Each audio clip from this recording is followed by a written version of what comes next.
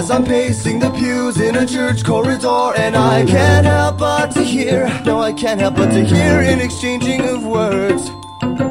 What a beautiful wedding, what a beautiful wedding, says a bridesmaid to a waiter. Yes, but what a shame the poor groom's bride is a whore.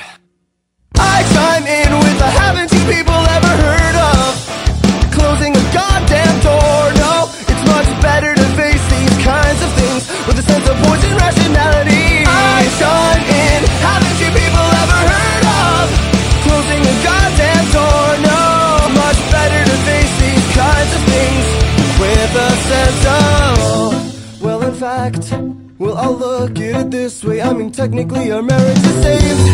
Well, this calls for a toast, so pour the champagne. Oh, well, in fact, well, I'll look at it this way, I mean, technically our marriage is saved. Well, this calls for a toast, so pour the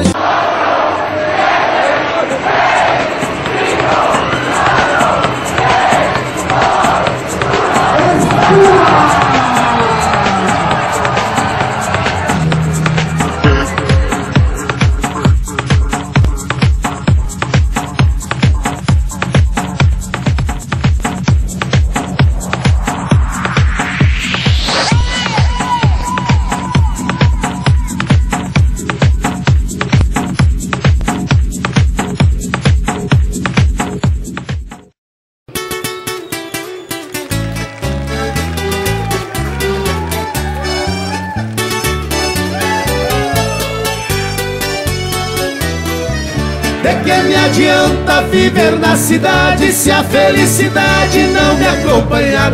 Adeus Paulistinha do meu coração, pro meu sertão eu quero voltar. Ver a madrugada quando a passarada fazendo alvorada começa a cantar. Com satisfação arreio o burrão, cortando estradão saio a galopar. E vou escutando o gado berrando, sabiá cantando no Jequitibá.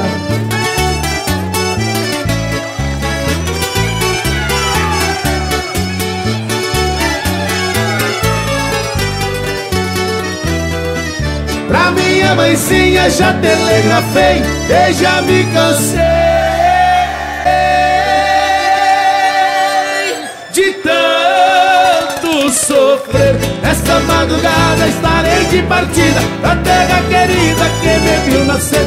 Já ouço sonhando, o galo cantando, olhando, piando no escurecer. A lua prateada clareando as estradas, a relva molhada beija anoitecer. Eu preciso ir pra ver tudo ali, foi lá que nasci. Lá quero morar.